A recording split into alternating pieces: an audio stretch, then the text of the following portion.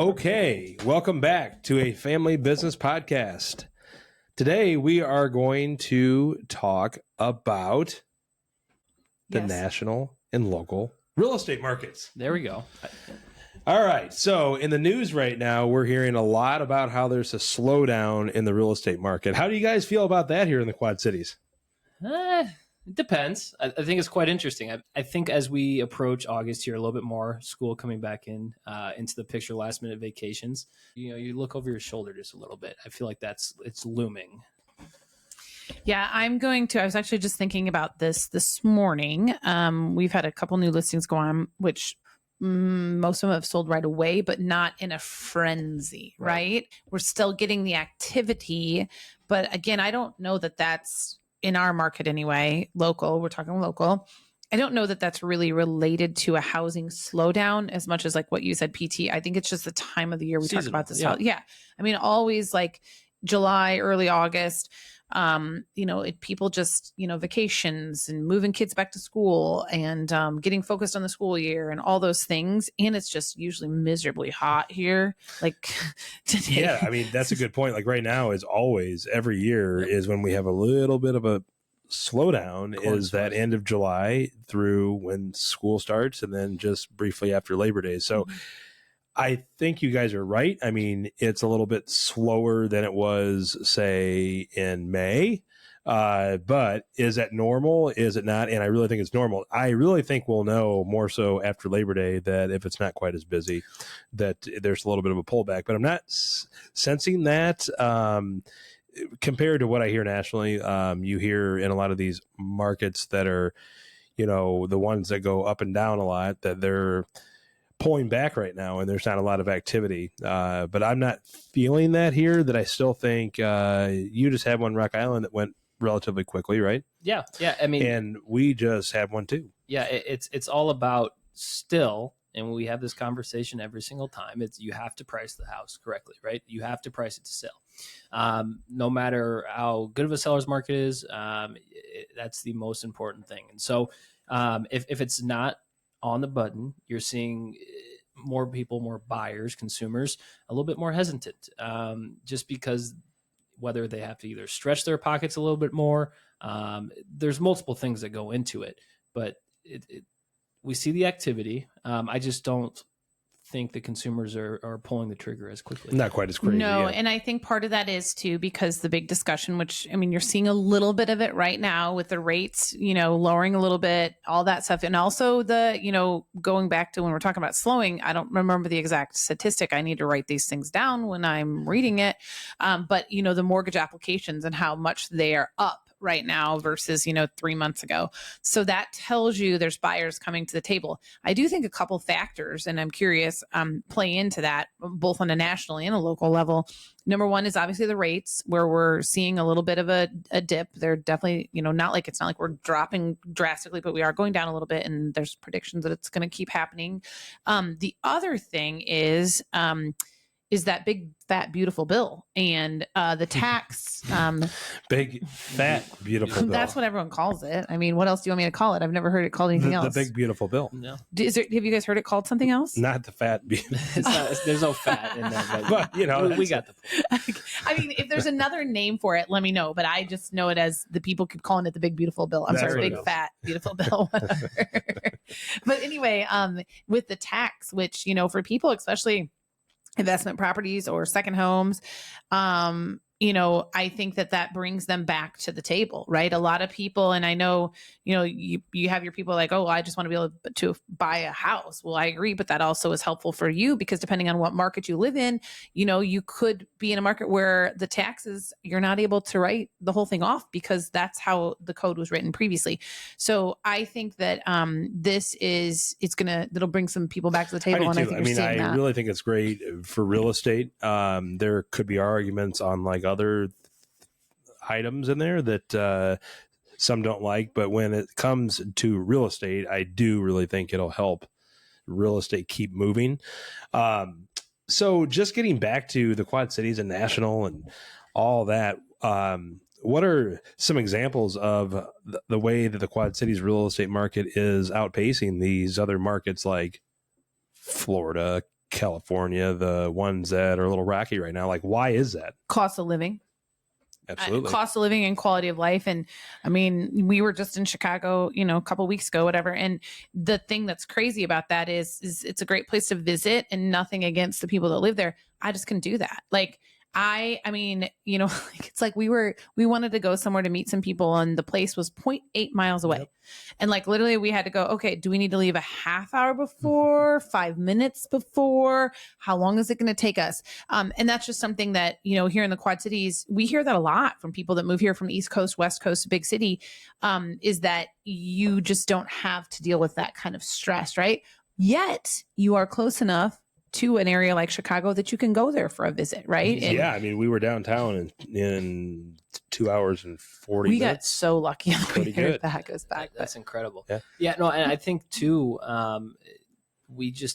inventory's low. So, right. I mean, that just gives us the feeling, right, that everything is moving quicker. So if you do have a well-maintained house that is priced properly, it's most likely going to go quicker, right? So the feeling makes the market feel like it's moving pretty quickly too. As homes and buyers, pull back a little bit on, how quickly they make a decision, that might make us feel like it's pulling back, but there's still a good chance that our days on market is significantly less than all the other surrounding areas in general. Yeah, let's be real. I mean, we just at last week's, when you PT and Bobby do, I mean, wasn't the average days on market in our marketplace like 21 days or something? I can't remember the last time there's been over a month. Yeah. Those numbers are incredible. So that, to me, that also speaks to that too. So like, I get that, we had the COVID, years, and then, obviously we have a shortage of inventory driving some of those timelines and crazy multiple offer situations. But 3 weeks is it, if that's what it is, 2 to 3 weeks, that's still great as far as, when the house is selling. The other thing that I was going to say is that, I do feel a little bit like if you're an agent and you have a bunch of buyers sitting in your funnel, right, and they're holding off, I would really challenge you to sit down and have the conversations right now with those buyers of now's our time to move, because sure, you may still have to pay full price for the house, or you may still have to pay just a little over full price. However, you're likely not going to be in a situation where there's 10 offers and it's going 100,000 over list and you can't do an inspection and et cetera. So I think that that's, as agents, our job too, to really, we talk about the market being slower or not, or moving better in a better market for buyers and sellers.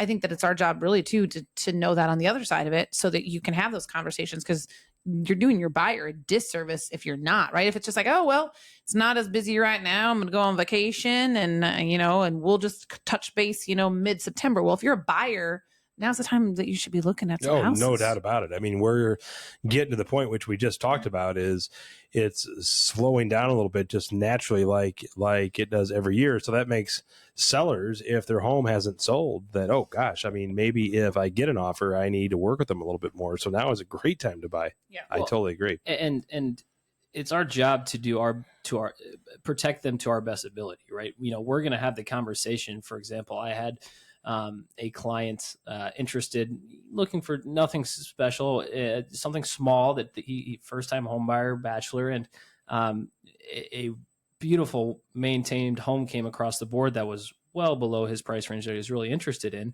but it was a 1-bed, 1-bath. And when you look at all the comparisons, there wasn't a single house that had 1-bed, 1-bath that has sold in the last year. And I had the conversation like, your first time home buyer, this is probably going to be a stepping stone home for you.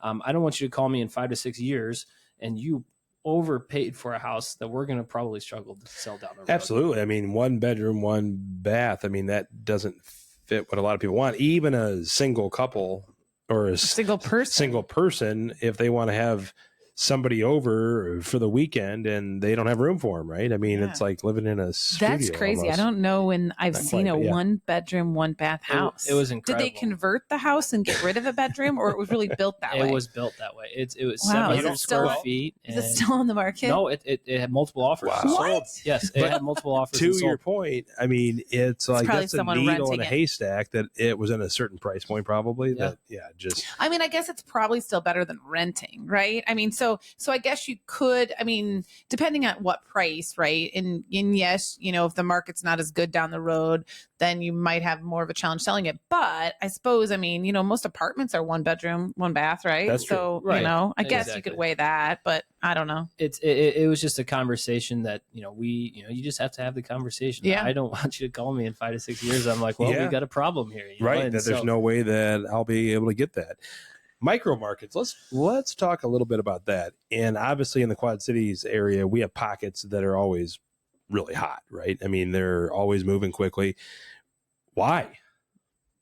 Well, I think for us specifically is this first time home buyer price range of, you know, anywhere from 150 to 250 across the board. We could go into multiple layers of the onion here on each city and micro location in our area. But that one specifically, I believe that either one, someone's has been looking for so long that they just have, you know, they've been in these multiple offer situations. They've, you know, just haven't had much success because they've got a couple, you know, pieces of baggage with them that they can't, you know, get around. So I think that's one piece, is that, you know, it's a feeding frenzy in the first time home buyer progress. They're all kind of similar too. We're seeing a lot of closing costs needed and maybe longer closing dates for potential grants that might be coming in.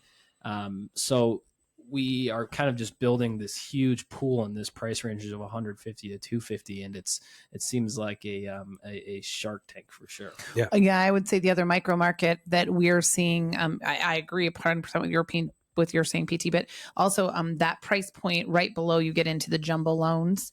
I think that you're, you know, in our market, that's, you know, probably a house in that up to around 700, would you say, right around there? 650. It's like depending on, so there's nothing on the market, and when you get above that price point, now the financing, if you're not familiar with this, for a buyer, the financing options change and they go into what's called a jumbo loan, which there's all kinds of other hoops you have to jump through for that. Typically a little bit higher rate. Typically they want more money down. So I think that that's where we're just, I mean, like, again, there's nothing on the market in that price point. But going back to that, you know, then it's like, okay, what you said before, PT, your house still needs to be priced appropriately, and it needs to be ready to hit the market when it hits the market. So, you know, that's the kicker we talked about before. Like, if there is something that's sitting, there's a reason why it's sitting, because there's nothing out there. So there's something wrong with the house, or it's severely overpriced. Absolutely. That's the end of the day. So those are the two things here locally. I think the other thing I think is unique homes, right? Like I don't know, we've had so many more buyers that want, it's like we got out of this phase of bigger lots and more land and more privacy. Now all of a sudden we're back into that phase of, I just want trees. I don't want a neighbor behind me. I want this. I want a pool. I mean, how many people do we keep hearing want a pool these days? Which we never used to hear. No. Right? It was always like, I don't want to look at that house. And well, and that's crazy. Actually an interesting conversation, because we actually spoke about this at the office the other day about, you know, what is the perspective on a pool? It's typically, or it has been, a negative point, right?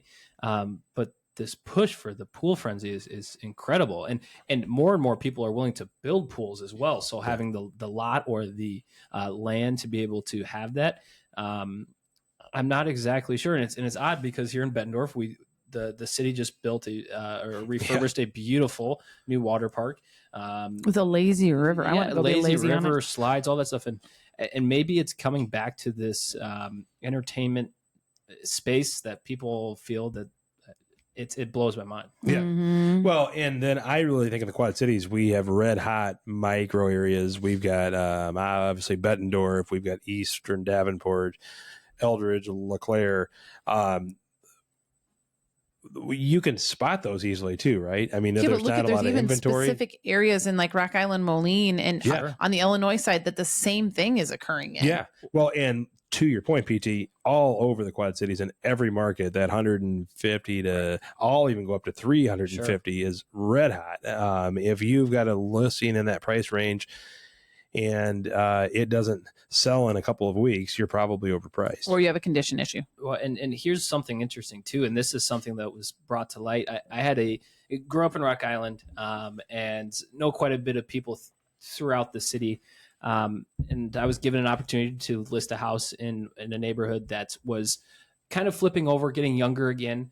And I knew multiple people in friend groups lived in that area, right? So we door knocked. Is that the one off of Berkshire? No, this one would have been last fall over in French Farms. Yeah, great neighborhood. And just a great, I love that location. And it was like, we're going to go door knock, and how we're going to approach it is, hey, I know that you may have friends or family. Is there anybody that you might know that want to move in the neighborhood?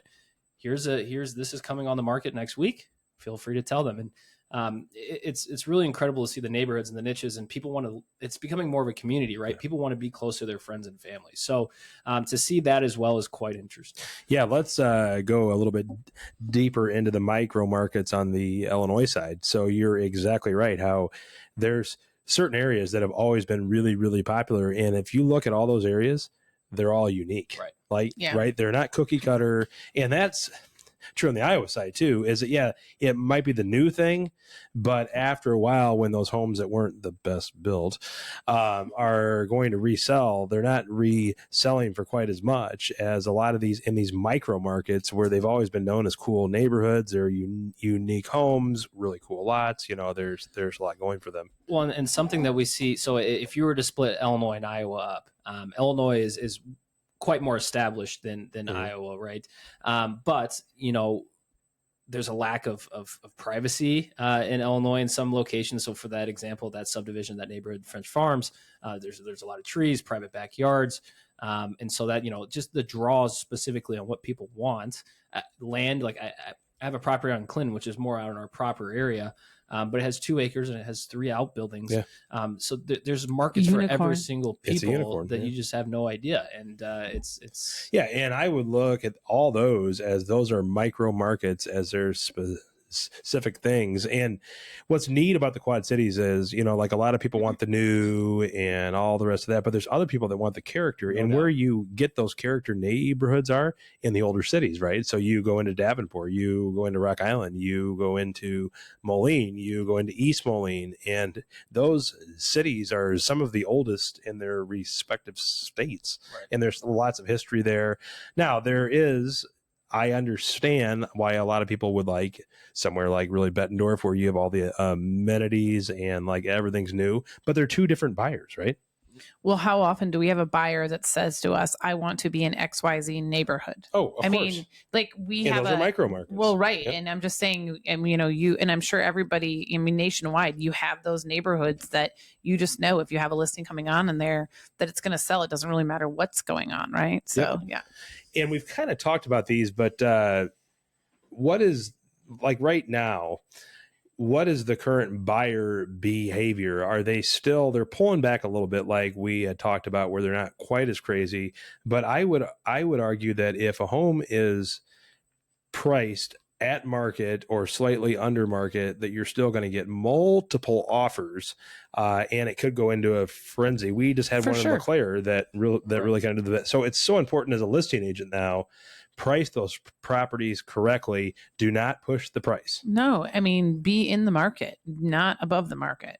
It's nonsense. It doesn't matter that there's a supply issue. It's not where you want to be. Oh, my coach Dusty this week on our coaching call walked me through the box method, and essentially where specifically the house is priced, and you put the top sold, the top active home, and then the lowest sold and the lowest active, and then if you get the objection of, hey, my neighbor sold their house for the XYZ and it's above, you put that number on the outside and you draw a box around it, and then you ask them, hey, when did that sell?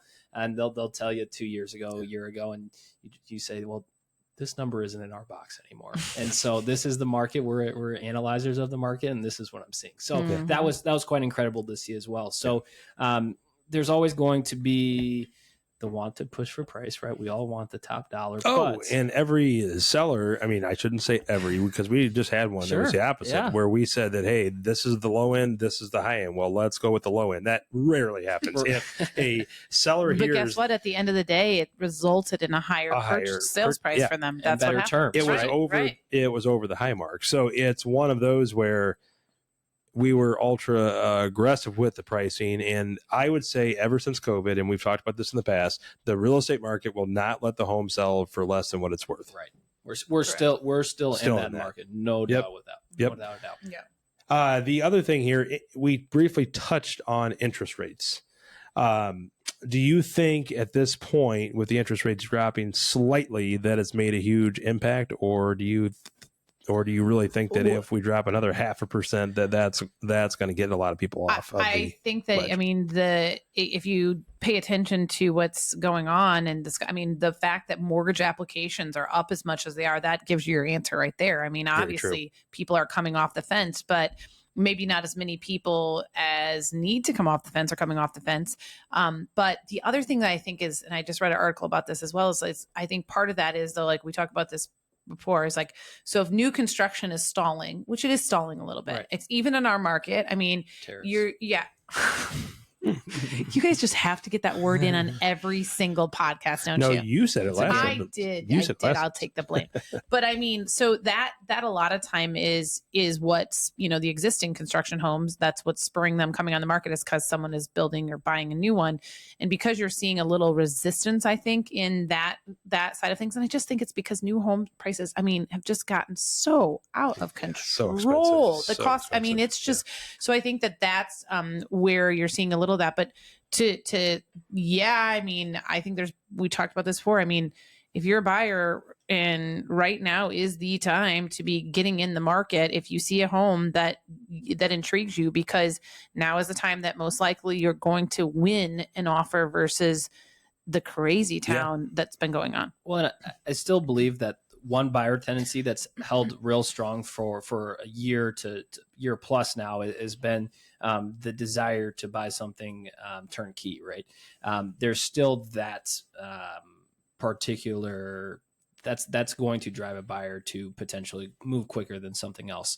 So looking at that new construction time frame, I think a buyer, if there's more options on the table, I think they're willing to wait a little bit longer than pull the trigger the same day to view their other options. But I don't think that, they're willing to wait 9 months. I believe that they want to have something sooner rather than later. So I in that new construction realm too, we see if there's another option that's pre-existing, the 90% just had it happen. Yeah. Well, and we had it happen on 2 occasions, but also, it's going back to the cost of goods as well. And if you say that word again, we're ending this podcast. But so remodel costs are just they're more costly. But on the flip side of that, because the home values have went up so much, you're still able usually to do a remodel job and be okay on what the cost of your house was. So this is just such an interesting time in our world. It's like you go back and, where you say this, we haven't said it for a while. The Brad's been in the market for 25 years. It's just, I look back over I've been with you for 17 years and I look at the different markets and the different things that have occurred. And this is just the most wild ride the last 24 to 36 months. And I just don't see that changing. I agree. It's just crazy. Well, and we all know that, right? So when you have the people that are listening to the national news and they are talking about housing slowdown, all the rest of that, it's important that we let people know here that's not the case, that we're in a really good market still. And a lot of people, when I tell them that, they're like, oh, really? And that they just don't know that they're not in the market. So they're just listening to what they hear on the national news. How it's no different. We've talked about this before. Like, how in the world would the person that's on the national news, know exactly what's happening in the Quad Cities Realtor, or even your Redfins and your Zillows that are putting out some of these market stats. Okay, that's great. But the other thing is that it's no different than an appraiser. God bless our appraisers. They're great. But typically speaking, an appraiser is looking at sales that have been 3, 6, 9, 12 months back. They have no clue if the house that's 4 doors down that's pending right now had 10 offers and is selling $50,000 over list. So they're a little behind in it. And again, the good appraisers are the ones that are making the phone calls to those listing agents saying, hey, what's going on with that? So this isn't an appraiser bashing session. It's not their fault. And I think that's the same thing with the news media. They can only go off of data that's from 3, 6, whatever. They don't have the current, they're not living, breathing, working in it. It goes back to having an agent. I'm on a rant right now. No, but it's the truth. It goes back to having a full-time a realtor that is assisting you in buying and selling, because that's the only way you can clearly know what is happening in the market, because it is so all over the place. That's a great point, Andrea. And that's why it's so important that when, there's this national news, it's important that you work with an educated agent that knows the market, that is able to give you local stats, and that diffuses what's going on in the national media. That, when we meet with clients, we're like going to say that the market's gone up by X amount this year, and they're just like, really? That all they hear in the news is that the real estate market has kind of flattened off, which is not true in the Quad Cities. And then obviously we want to keep the message optimistic, right? Well, and you never want to exaggerate the market either. You don't want to say we're in the 2021 market, right? When we're in a as long really, as, really, really good market. But in going back to being optimistic, though, as long as we have a supply issue, which we still have a supply issue, there's, as a realtor, if you have a buyer, it makes sense for them, if it's the right time for them to buy now, because if the rates are lower and there's not as many buyers coming to the table, you're going to get a better deal. Yeah, totally agree. And it just, the news just, it's very one-dimensional, right? They only can see one thing, and that's what is provided to them, right? We touch, feel, and breathe and live within our market. That's why you hire us, right? And it's to see something like that come across, it's important to, one, call it out, and two, then correct and give your perspective on it.